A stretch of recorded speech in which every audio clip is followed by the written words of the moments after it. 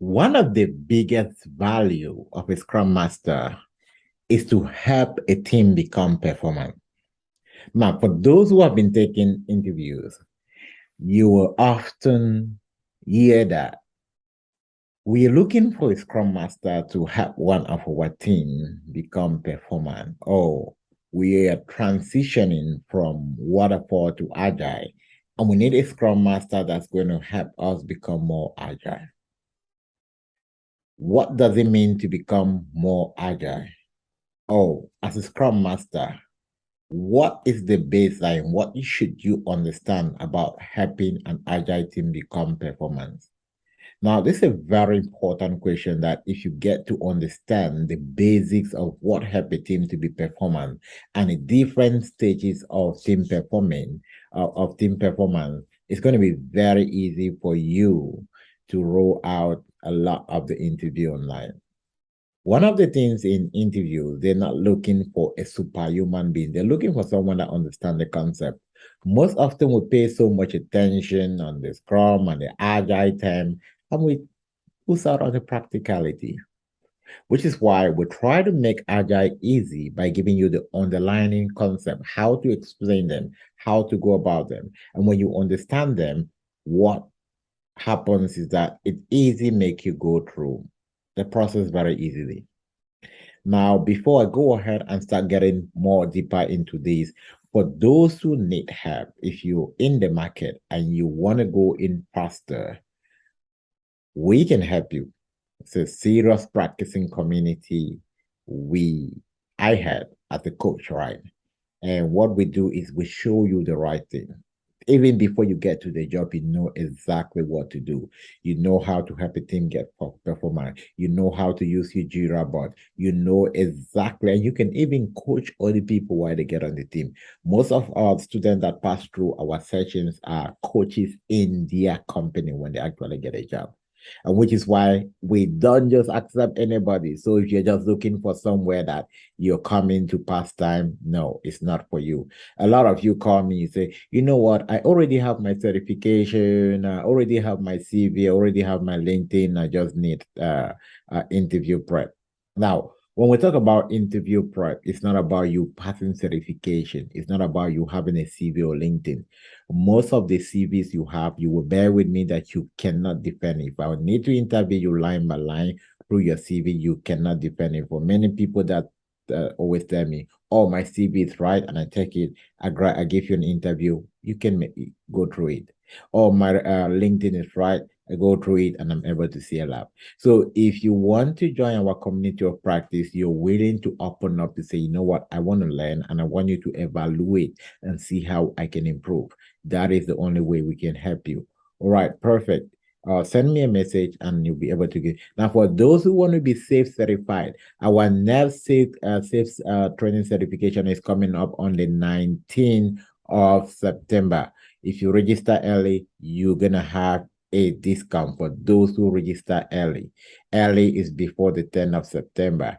For those who have been part of that class, you can attest that it's nothing compared to what you're going to get online.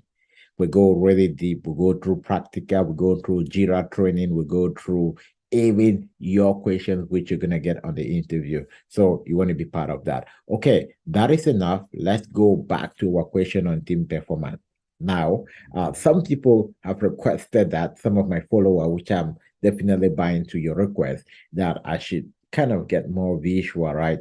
Make things a bit practical, not just talking. So today I'm going to go a bit more visual to show you what it means for a team to be performant. And although some of you might be seeing this for the first time, this is also part of what we teach for our safe students. So most students that come to us, only even at the level of the training, they understand what this is all about. And this is also something for those who have taken the safe class. I know you've also come across this now. You want to take a comparison of the way we explain it and the way you understood it when you took your safe class. Now, let's go. I'm going to share my screen and let's look at this. Now, we'll talk about team performance. Exactly what are we talking about? The different attribute of high-performing team. Right. The most important thing, what I want to share are not this attribute, right? We all can read all these attributes, we can understand them. but how do you bring it into practice? Now, for a team to be performing, a performance team simply means that they are self-organized. Yes, that's good. What does self-organization mean? Okay. The effective decision making, open and clear communication, value diversity, mutual trust, healthy conflict. What does it mean?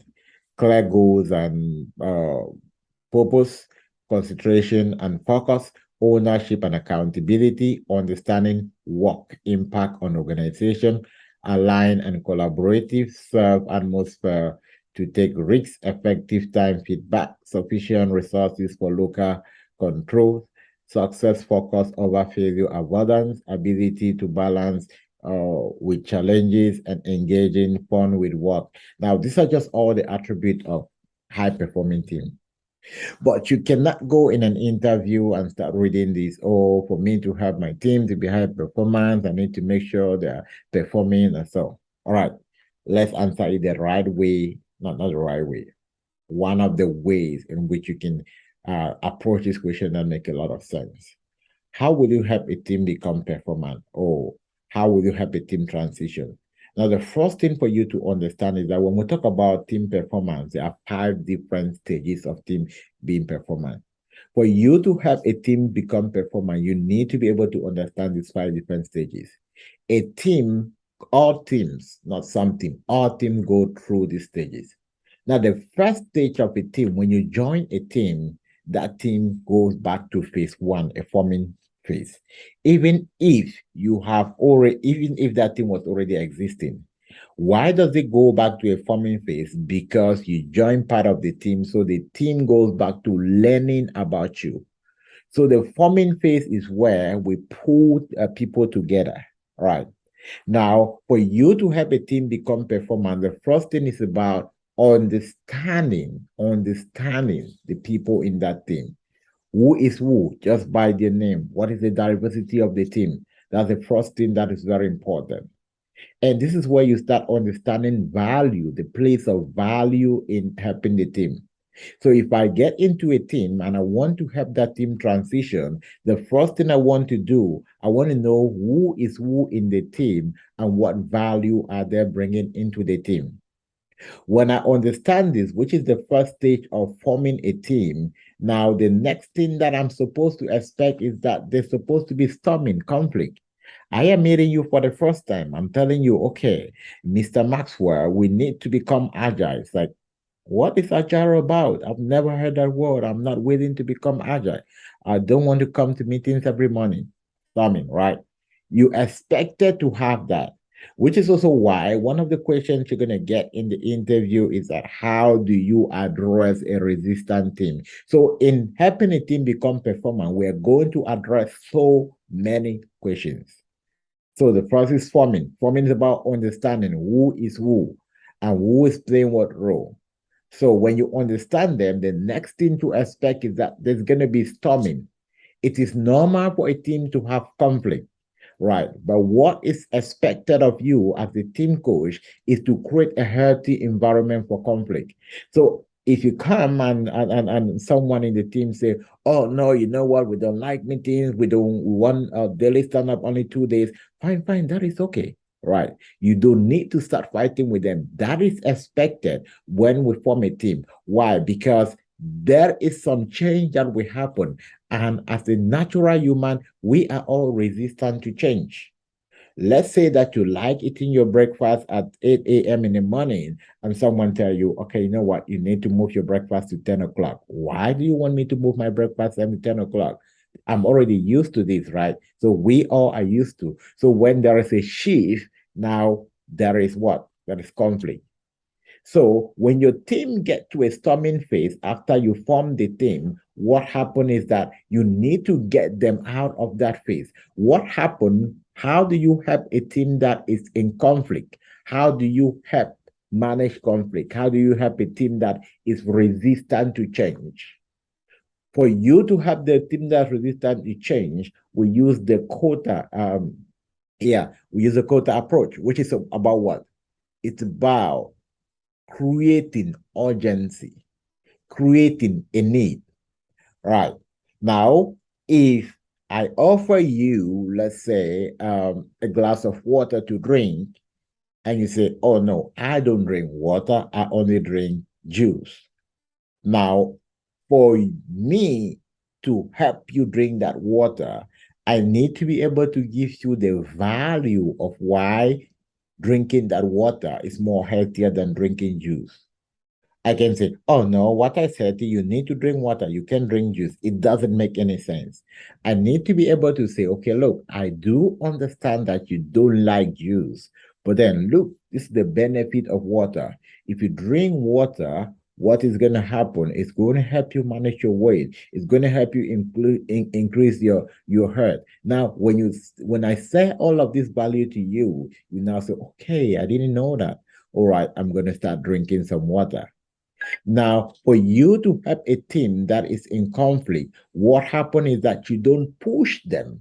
You show them a value.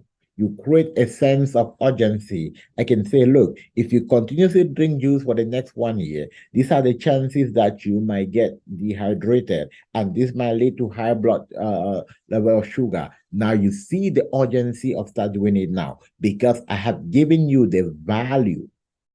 So if a team is resisting a change, you don't tell them that, oh, agile is good. Everybody is going agile. It is the best way to get result. No, you need to help them see the value agile is going to help them create in business, which is why I always tell every Scrum Master that you're not hired as a Scrum Master to come facilitate event. We don't need you to come facilitate event and remove impediment, which is what a lot of Scrum Master know. Oh, I have my team around 1 or 2 projects, remove impediment. Now, if you are that Scrum Master, you need coaching, you need to reach out to me. Now, your value as a Scrum Master is because they are bringing you into a team to do what?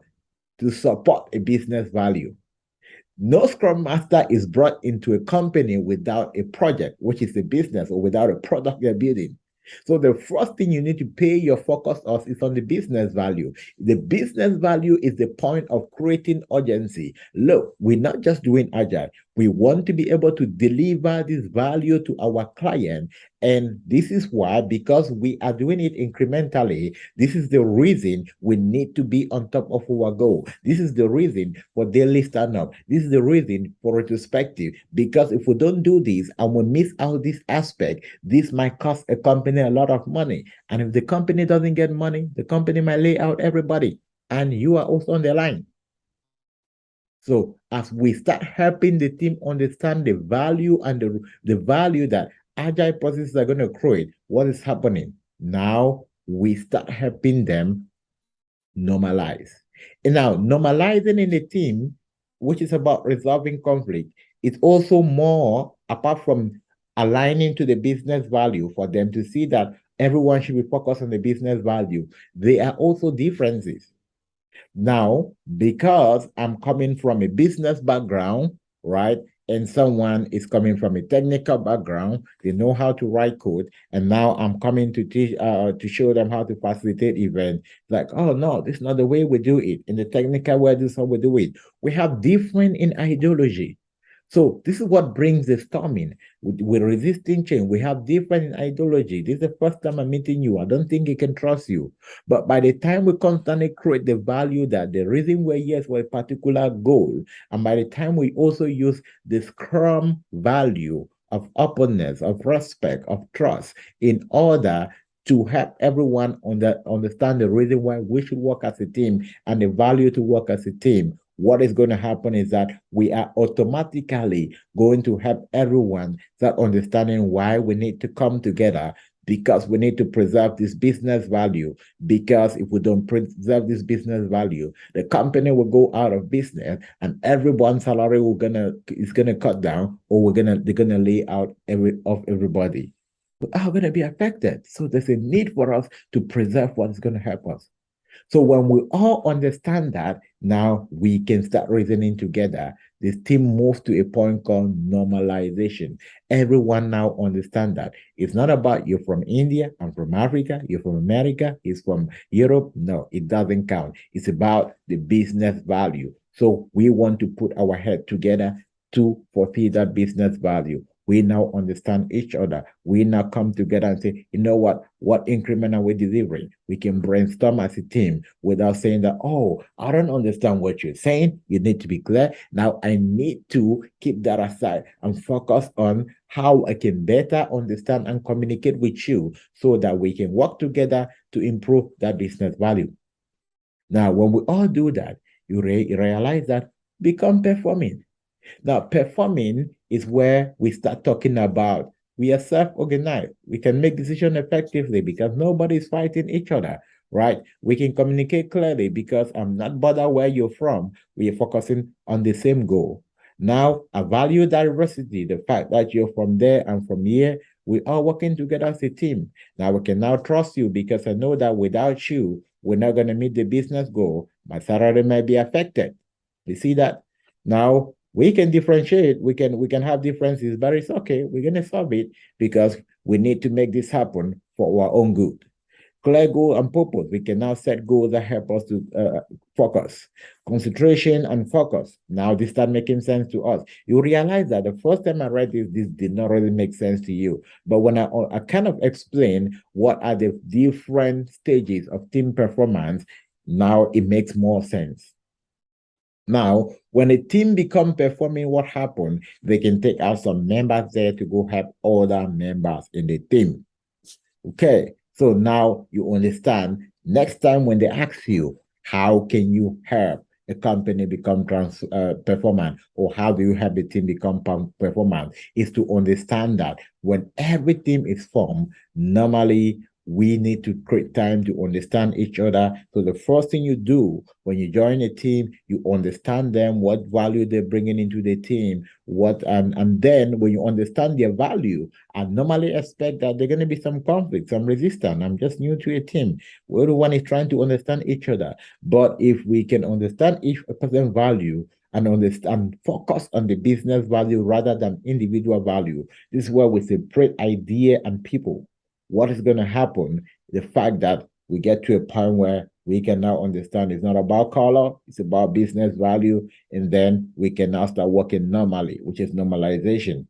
So, understanding each other's value and understanding that the reason we are here is to focus on the business value, we move from storming to normalizing because we need to create business value and deliver to our client. And because of that, there's a need for us to come together and become a performing team.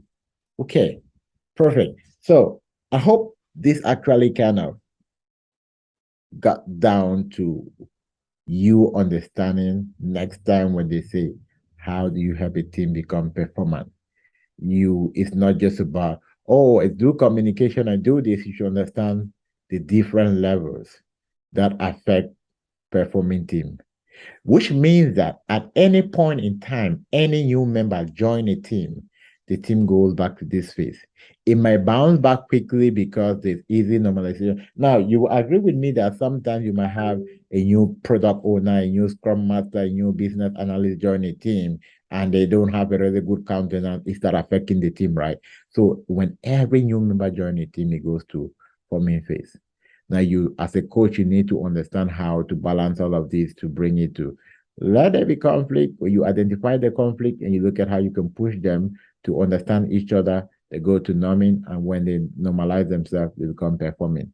They become performing. Now, performing is about moving to the next level. This is where people start moving from the team to agile coaches. They start moving to tech lead and other functions. Right, perfect. That was it for today. It's a Monday, and I wish you're having a great Monday. The rest of the week, what you want to do for this week, set some great goals for yourself. And above all, for those who want more value, my advice for you is get a coach, join a community, be consistent, get accountability. That is what's going to help you. I'll see you next time in our next video.